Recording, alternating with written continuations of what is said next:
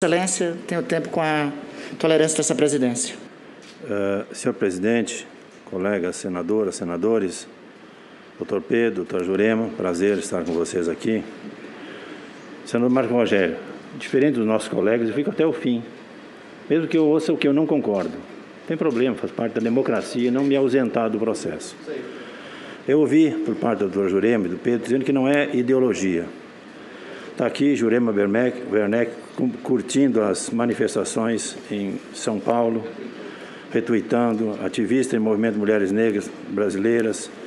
Dr. Pedro Alau, céu da Pfizer acaba de confirmar o que todos já sabiam, mas alguns fingiam não saber. Agora é questão de tempo para o impeachment. Pedro Cury Alau, já que os outdoors foram retirados em Sinop, espalhamos nas redes sociais contra o presidente Bolsonaro. Exército decidiu não punir Pazuello, ainda resta a CPI e o julgamento do povo. Nesses, a chance de pizza é bastante reduzida. Esta CPI. A CPI a qual eu discordo, falei no primeiro dia ao nosso ministro Mandetta, que aqui estava, e repito até hoje. Eu ouvi algumas falas, falando aqui, tratamentos ineficazes, ciência de WhatsApp, curas milagrosas. Dr. Pedro e doutora Werneck. Satoshi Omura, Prêmio Nobel de Medicina. Luc Montagnier, Prêmio Nobel de Medicina. Dr. Zelenko, candidato a Prêmio Nobel da Paz com o tratamento da hidroxicloroquina. Dr. Satoshi Omura foi um dos descobridores da ivermectina. Temos ainda Dr. Peter McCullough, Estados Unidos, doutora Corre, médica americana, Didier Raoult, entre tantos. São cientistas, as sumidades na área que estão, recomendam esses tratamentos. Então, esse é o ponto importante. O deputado Osmar Terra, quando esteve aqui, o senador Marco Rogério, falava na letalidade da Argentina, que adotou o tratamento, essa questão do lockdown, enfim. A letalidade da Argentina é 4,7. A nossa é 2,8. Com todo esse descalabro que foi dito aqui, que o Brasil não está adotando. Também a doutora colocou aqui que não tinha recursos. Deixa eu lhe dizer, o Ministério da Saúde, o ano passado, destinou a estados e municípios 133 bilhões de reais e o extra-Covid, 64 bilhões de reais para estados e municípios. Nunca houve tanto dinheiro como foi colocado esse ano passado aqui. Da mesma forma, foi falado no auxílio emergencial. 68 milhões de brasileiros receberam 294 bilhões de reais. Soma todos os Bolsa Família, essas pessoas receberam esse valor e continuam recebendo agora R$150 esse ano. Foi falado aqui de microempresas. O senador Jorginho Melo, nosso colega, tem trabalhado muito essa questão. Foi 37 bilhões para 517 mil empreendedores. Pedro, os leitos de UTI, quando eu peguei esse assunto, a Associação dos Hospitais Filantrópicos do Rio Grande do Sul, nós tínhamos 900 e poucos leitos de UTI credenciados para a Covid. Com esse recurso que foi destinado aos hospitais, prefeituras e governos estaduais, nós temos hoje mais de 3 mil leitos no Rio Grande do Sul de UTI Covid, recebendo R$1.600 por dia, que nós trabalhamos para repactuar esses leitos dos hospitais do Rio Grande e do Brasil. São quase 30 mil leitos de UTI. Só nos hospitais filantrópicos, não vou nem falar nos hospitais privados e hospitais federais e estaduais, só nos hospitais filantrópicos, e esses quase 30 mil leitos, que quase dobrou no Brasil, mas triplicou no Rio Grande do Sul, Pedro, esses recursos saíram do governo federal. Os estados e municípios brasileiros receberam quase 100 bilhões. O nosso estado, governador da sua cidade, recebeu quase 2,3, 2,4 bilhões, que conseguiu honrar a folha de pagamento com esse dinheiro que veio daqui. Acertou, ajudamos o Estado, ajudamos todos os Estados brasileiros. Não houve exceção, quem recebesse ou quem não recebesse. Então, dizer que não houve recurso, houveram recurso sim. Pedro, tem uma notícia aqui, cidades que o presidente Jair Bolsonaro, sem partido, ganhando o segundo turno das eleições, apresenta o maior número de casos de morte de Covid. Senador Marco Rogério, preste atenção. Eu só filtrei aqui 23 municípios, Pedro, 23, que eu casualmente olhei a maior letalidade no Brasil. E desses 23 municípios, 6 o Bolsonaro ganhou e 17 o Haddad ganhou. Então, é um pouco diferente daquilo que você fala aqui. E vou checar todos isso aqui. Se puder passar, eu vou checar todos isso aqui, porque estão diferentes. Eu estou mostrando 23 que eu peguei assim, em cima do laço. Então, eu quero colocar, quando eu falo aqui 16.478.000 vidas salvas, eu repito, isso se deve aos médicos brasileiros que adotaram esses procedimentos e fizeram com que esses medicamentos reposicionados pudessem ser utilizados em todo o Brasil. E hoje nós estamos trabalhando com um grupo de médicos no instituto chamado Hipócrates, italianos, chilenos, argentinos, americanos, que estão pegando dados do Brasil para que possam ser apresentados a nível mundial para derrubar o que a OMS fez. Doutor Pedro? Bem, rapidamente respondendo às manifestações do senador do meu estado, senador Reis.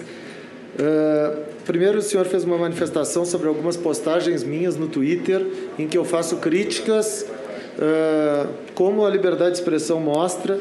Nunca fui filiado a nenhum partido político, já fui convidado por vários, nunca optei por isso. Muito provavelmente não optarei nos próximos 10 anos da minha vida. O senhor traz a manifestação de alguns cientistas que defendem ou utilizam o tratamento precoce, inclusive a manifestação dos 14 mil brasileiros que assinam aquele manifesto, mas eu acho que a gente tem também que dizer que esses 14 mil representam 2,3% de todos os médicos do Brasil. Isso é menos percentual que a torcida Chavante. O senhor conhece a força da torcida Chavante. Em relação à questão das vidas salvas, acho que o senhor certamente que só cometeu um engano. Quando o senhor homenageia os profissionais da saúde, o senhor falou especificamente ou único exclusivamente dos médicos, certamente que o senhor também reconhece o trabalho dos enfermeiros, auxiliares de enfermagem, fisioterapeuta. Eu sempre falei, hoje eu não falei, mas toda a vida eu falo. Correto. Os profissionais de enfermagem, fisioterapeuta, psicólogo, laboratorista, todo mundo é um conjunto, só falei nos médicos, mas é todo mundo, sempre falei, hoje casualmente eu não falei. Perfeito. Senador, quando o senhor fala essa questão das vidas salvas, a nomenclatura, a numeração das vidas salvas, eu devo admitir para o senhor que eu sempre fico com a sensação que nós estamos comemorando o gol do Brasil contra a Alemanha. Foi 7-1 o jogo e a gente está comemorando que 16 milhões de pessoas ficaram doentes. Não consigo entender essa lógica. Em relação ao crescimento dos leitos de UTI no Rio Grande do Sul e no Brasil, eu comentei sobre isso na apresentação inicial. Eu valorizo esse investimento, mas entendo que ele faz parte de uma estratégia equivocada. A nossa estratégia para lidar com o vírus foi clínica. A gente aumenta leito, a gente quer garantir que tem oxigênio, mas a gente tem que combater a disseminação do vírus. Os países que têm os melhores índices do mundo, eles não aumentaram tanto o leito de UTI, eles barraram a disseminação do vírus. Então fica essa reflexão.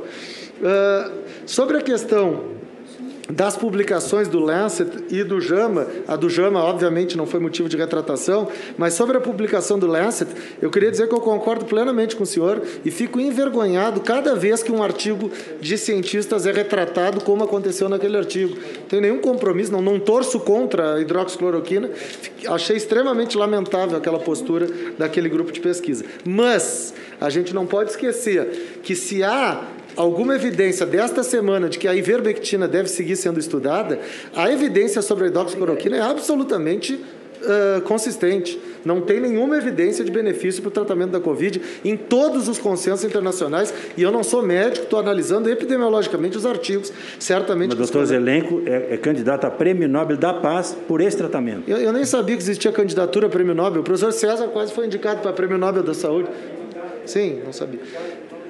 Queria só rapidamente destacar que, como eu disse no começo, eu não acho adequada a comparação dos municípios ser por letalidade, pelos problemas metodológicos que eu falei. A gente costuma comparar por mortalidade. E a mortalidade tem uma grande diferença porque depende da política de testagem. Sobre a questão do tratamento precoce, e aí eu acho, dialogando bem tranquilamente com o senhor senador, eu acho que tem um equívoco nessa discussão. Uma coisa é o que o senhor está trazendo aqui, e que o doutor Ricardo trouxe semana passada, por exemplo, do manejo clínico de um paciente. Que tem, vou usar a combinação, vou usar outra combinação de medicamentos. Isso é, obviamente, dentro da autonomia médica. Ninguém está discutindo isso aqui. O que nós da saúde pública discutimos, sempre foi essa a nossa linha, é a ideia de passar para a população uma sensação de segurança. Pode pegar o vírus porque tem um remédio, um conjunto de remédios que vai lhe salvar. Esse é o equívoco, não é a prescrição individual. Se no serviço que a minha irmã atende, em algum paciente, alguém achou adequado prescrever, ok. O problema é utilizar isso como uma estratégia de saúde pública. Sobre a manifestação sobre as universidades, aí obviamente eu tenho que discordar, né, senador? Eu tenho um imenso orgulho das universidades federais. A URGS hoje é a universidade federal mais bem avaliada do Brasil, já faz alguns anos. Na UFPEL, o senhor fala da questão política, a UFPEL, o FSM, eu acho que esse argumento, primeiro que em todos os rankings a UFPEL só bomba. Todos os rankings que olhar, a UFPEL melhorou nos últimos anos consideravelmente. Mas aí eu vou trazer uma reflexão para o senhor, com serenidade que analise. Quando vem essas manifestações, o senhor está fazendo ela agora, de que as universidades estão dominadas ou tomadas por uma esquerda, ela demonstra total desconhecimento da realidade da universidade. Eu tenho convicção que na Universidade Federal de Pelotas, algumas unidades acadêmicas, talvez, vamos lá, talvez as engenharias, medicina, direito, se for lá, não tem maioria de esquerda nessas unidades acadêmicas. As universidades refletem o panorama da sociedade. Essa ideia de que as universidades estão tomadas pela esquerda é uma ideia equivocada. Rapidamente, já estou acabando. A questão de ouvir. Queria dizer que eu concordo com o senador, tanto que eu e o Ricardo, Dr. Ricardo Zimmermann, fizemos uma das lives que foi mais efetiva durante essa pandemia, várias discordâncias, nós estamos acostumados a fazer esse tipo de debate, na ciência não tem problema nenhum. Sobre a questão da ivermectina, a planilha que eu tenho diz que desses 28 países, só 9 têm protocolos que usam o medicamento, tem outros que são protocolos bem subnacionais, uma cidade ou outra, mas são 9 países do mundo. E aí eu tenho que comentar sobre a questão dos laboratórios das vacinas. Vejo com muito bons olhos a iniciativa, parabéns para o senhor por estar tentando ajudar na produção de vacinas nacionais, mas eu tenho que responder o último comentário. O senhor diz, vocês ficam falando mal do governo e recebem recursos. Olha, no governo Dilma, nós fomos para a rua e fizemos a maior greve dos últimos tempos. No governo Temer, nós fomos à rua. No governo Bolsonaro, quando a gente discorda, a gente vai à rua. Faz parte da democracia. Por eu ser de uma universidade federal, isso não me exime da possibilidade de discordar de alguma política do governo e de aplaudir outras que eu concordaria. Desculpa passar do tempo. Obrigado.